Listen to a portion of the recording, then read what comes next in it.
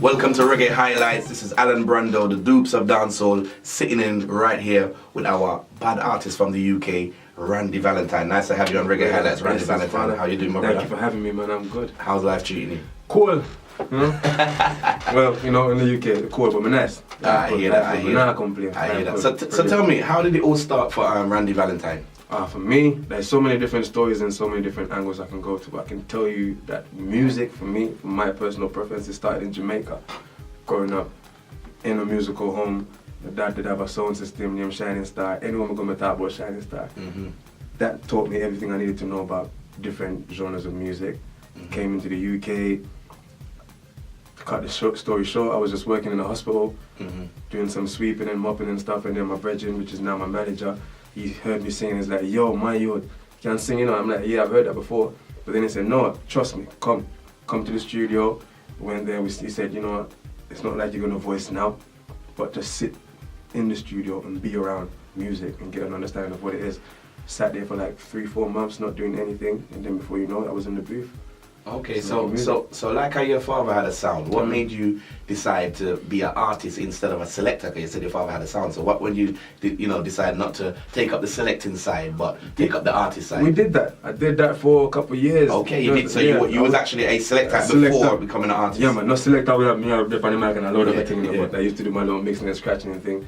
I was even resident DJ in Fridge Bar for like a good half a year. Really? Half a year, going up to a year, then I decided to leave. Okay, so what made you decide to leave that side of it and take up the artist side of it? I've always loved singing. I've always loved singing.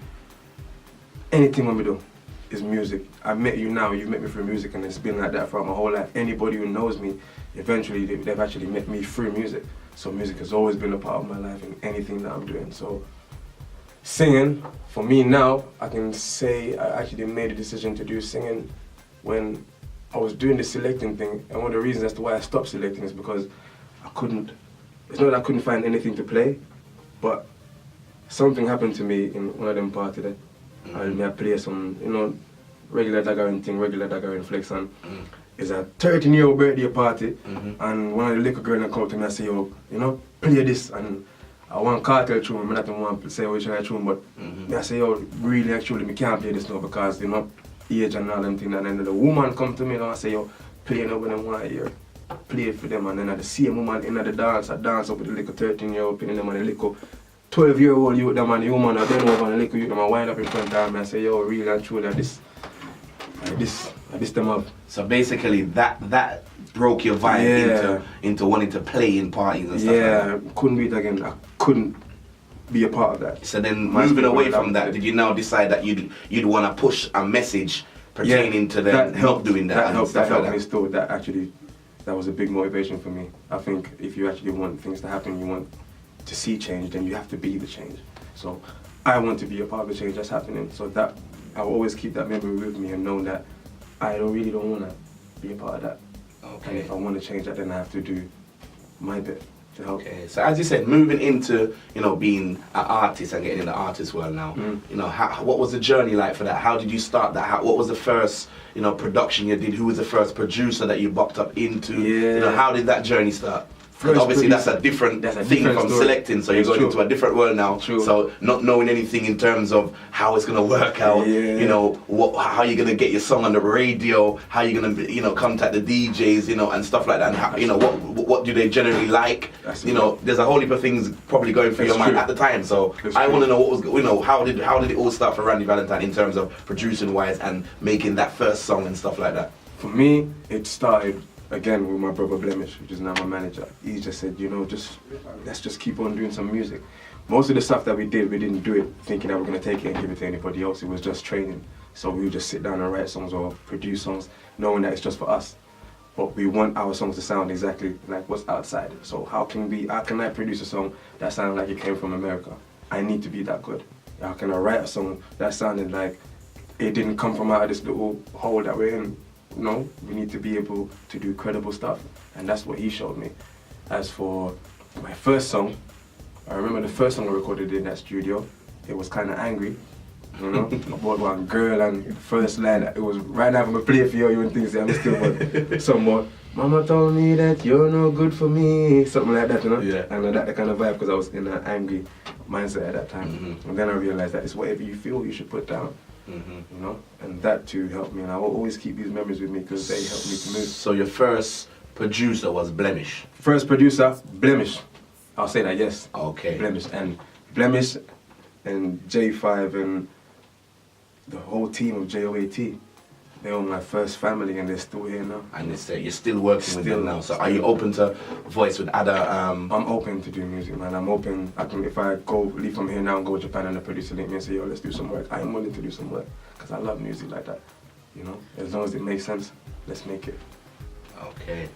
So in terms of like, you know, producing stuff and stuff like, do you do your own? Yeah. Do you do your own, like, do you have your own inputs in stuff, like, you know, when you're like, say for instance, if you've got a rhythm and you want a thing changed, or are you fully active in terms of your own production as well? Fully, because maybe sometimes whatever the producer was feeling there is not what I'm feeling at this specific time, and then we can have a conversation to say, how can I get this emotion in this segment? Because the reason why I ask is because some artists are genius within themselves, and you know, some people don't really know that. Like the public, you know what I mean? Sometimes the public don't know that the artists are behind the production more time, and how things are put together, how rhythms are cut, how the breaks, you know what I mean? The inputs. Sometimes people don't know that artists have these great inputs. It's true. That's why I asked if you're fully involved in the, you know, in the production of the songs. Even on the Bring Back the Love mixtape, even though I can't really phone the producer and I might say, yo, Moya changes up his album because this was made way back then. Only maybe 2 of the rhythms on the mixtape are actually the original stuff. Most of them chop up. Most of them and rework them and get them to feel like me want them to feel. So no. Okay, so moving on now. When does Randy Valentine start getting airplay? Okay. How does all of that start? Because, you know, for a while I know you were doing your thing underground. As I said, you were doing some production. You wasn't really looking to center the road and stuff like that. So basically you had that as training grounds where you're listening, praying to yourself and doing your own thing. So when does it all start for Randy Valentine getting airplay? When do you start cruising around the capital and hearing your own songs on radio? One of the first times I heard my song was I was in Cardiff. I was in Cardiff and there was some Afrobeats guys that came from Ghana, you know? And they said, let's go do a show because me hear something when you're something. But then again, they come to the studio, they want production, we produce some Afrobeats for them. This was like 2009. And they said, yo, I like it, man, this reggae thing, they love it in Ghana. Come. We went to Cardiff, I did a show with them, did an interview, screeched my way through, and then the guy played a song that I did called I Swear. That's some Jamaican producer. And that was me sitting down in this radio station listening to my song being played on the radio. And what was that feeling like? That feeling was amazing. I can tell because I now know what it's like to be an artist. And to know that there's thousands of people out there just listening to me. And you now can be in your comfort zone and hear your own voice on the radio station. And the same feeling even came for me when Frenchie, when we did the Victory, and then Frenchie emailed me my first vinyl. And it was like, yo, my name upon this, and I can't go straight my father and daddy say, yo, are you this? And I hate that. And that was it. Man.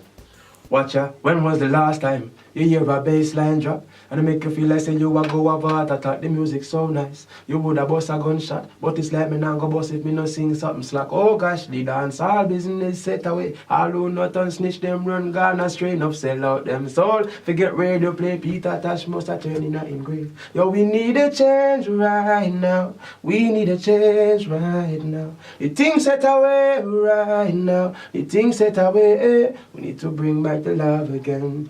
That's the message. Definitely. So Randy, let's let the listeners know and the viewers know how they can get in contact with Randy Valentine. Well, I'm not that hard to find, you know, Randy Valentine, like that. At a Miss Tupac at moment. It's a rhyme instead of going mad, but watch it, You can find me, Randy Valentine, that's my website, randyvalentine.com. I'm on Twitter, RV_JOAT, Facebook, Randy Valentine, there's a like page, there's everything. I5, Bieber, everybody, you know, everything. Phone number, 07, watch it.